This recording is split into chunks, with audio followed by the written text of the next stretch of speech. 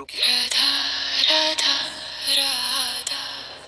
विदेशी आक्रमणों की वजह से वृंदावन उजड़ गया था, पूरा इलाका जंगल बन चुका था।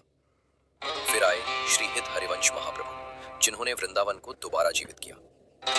लेकिन क्या आप जानते हैं श्री हित हरिवंश महाप्रभु किसके अवतार माने जाते हैं और उनके गुरु कौन थे? तो चलिए अब शुरू करते हैं उनकी दिव्य जीवन लीला। कहानी आगे बढ़ाने से पहले अगर आप हमें सपोर्ट करना चाहते हैं तो ये वीडियो सभी राधा रानी के भक्तों तक शेयर कीजिए। सदियों पहले उत्तर भारत पर लगातार तुर्क अफगान आक्रमण हुए, राज्य बदले, सत्ता बदली और सबसे गहरी चोट ब्रजभूमि ने झेली। जहां कभी रास और कीर्तन की अनहद ध्वनि गूंजती थी, जहां जीवन की धड़कन थी, वहां अब केवल निर्जन हवाएं बहने लगी। मंदिरों के शिखर ढह गए, घाट मिट गए, पवित्र पगडंडियां जंगल बन गईं और वृंदावन अपने ही इतिहास में एक स्मृति बनकर रह गया। पर स्मृतियां मिटती नहीं, वे प्रतीक्षा करती हैं।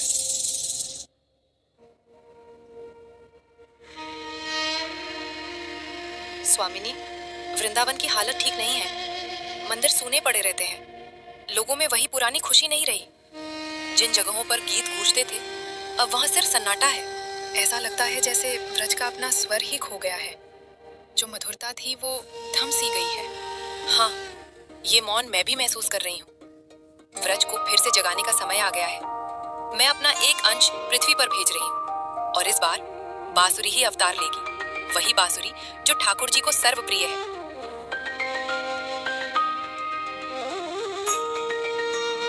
क्या वही बालक वृंदावन का खोया हुआ स्वर वापस ला पाएगा? हाँ, उसके जन्म से व्रज में फिर से जीवन लौटेगा।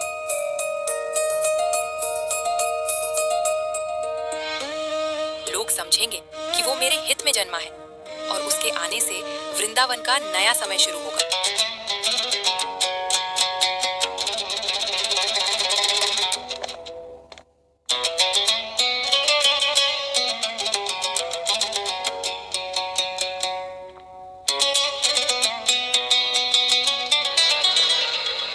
आचार्य, इतने दिन दरबार से दूर क्यों रहे?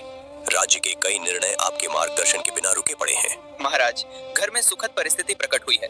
पुत्र योग के कारण कुछ विशेष व्रत अनुष्ठान निभाने पड़ रहे थे। साथ ही साधु संतों का आगमन भी बढ़ गया था, जिससे घर और धर्म दोनों की सेवा आवश्यक हो गई। धर्म और कुल कर्तव्य का सम्मान हमारे राज्य में सदैव सर्वोपरि है आचार्य, परंतु वर्तमान समय में आगरा हमारा नया राज केंद्र बन रहा है। वहां के निर्माण, राजस्व नीति और जन कल्याण के लिए हमें आपकी सलाह की अत्यंत आवश्यकता है। आचार्य, ये कार्य आपके बिना अधूरा रहेगा, इसलिए इस बार आपको हमारे साथ आगरा आना होगा।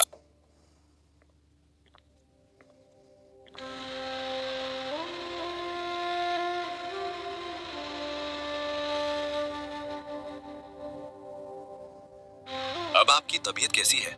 आपसे एक बात कहनी थी। राजकार्य के लिए हमें आगरा जाना है। इस हालत में क्या आप हमारे साथ चल पाएंगी? हाँ, जाते जाते यदि संभव हो तो व्रजभूमि के दर्शन भी कर ले। मन अजीब तरह से खिंच रहा है, जैसे किसी पुरानी पहचान की पुकार हो। सच कहूं, पिछले कुछ दिनों से सब कुछ अलग सा लग रहा है। मन कहता है जैसे किसी दिव्य आगमन की तैयारी चल रही हो। कभी कभी लगता है ये बालक साधारण नहीं होगा, मानो गर्भ में कोई दिव्य स्पंदन उठता है। हाँ, कई रातों से ध्यान में एक ही भाव आता है, जैसे किसी पावन आगमन की आहट हो। लोग कहते हैं कुछ बालक आने से पहले ही घर की हवा बदलने लगती है, और यहाँ सच में सब बदल रहा है।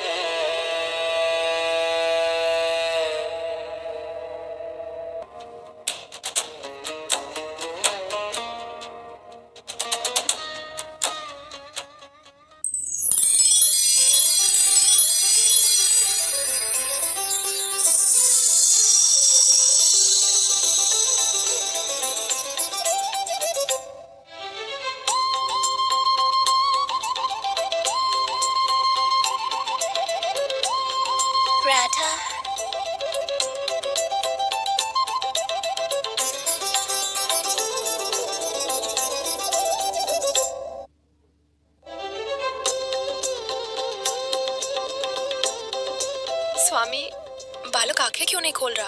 ये कैसे हो सकता है? नवजात बालक को तो आंखें खोलनी चाहिए थी। हे प्रभु, मेरे बालक को क्या हो गया?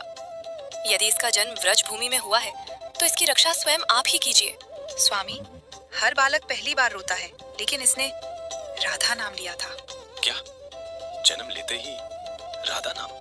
देखिए, अभी राधा नाम सुनते ही बालक के होठ और हाथ हिलने लगे हैं। लगता है ये बालक जन्म से ही राधा रानी का भक्त है। अब तो यही प्रतीत होता है ये भजन सुने बिना अपनी आंखें खोलेगा ही नहीं।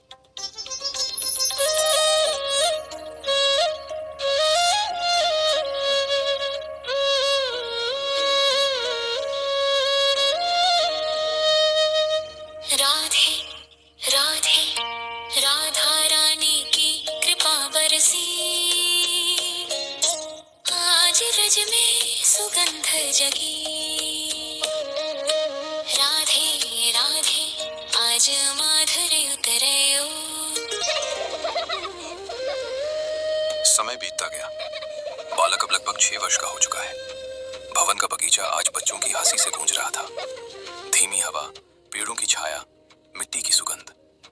उसके बीच वो 6 वर्ष का बालक, शांत, सरल और पता नहीं क्यों सबका प्रिय।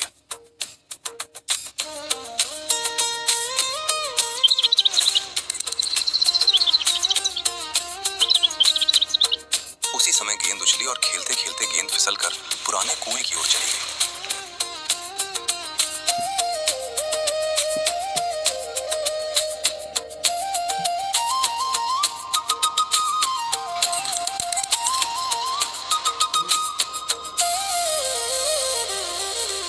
कुएं में अंधेरा ऐसा कि पानी भी दिखाई नहीं देता था, बस गहराई। गेंद गिरते ही बच्चे ठिठक गए। उधर मत जाना, नीचे कुछ दिखता ही नहीं। कुआं बहुत पुराना है, किसी ने कभी नीचे झांका भी नहीं।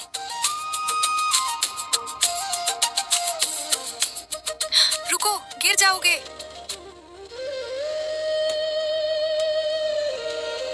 डर तब लगता है जब हम अपनी आंखों पर भरोसा नहीं करते।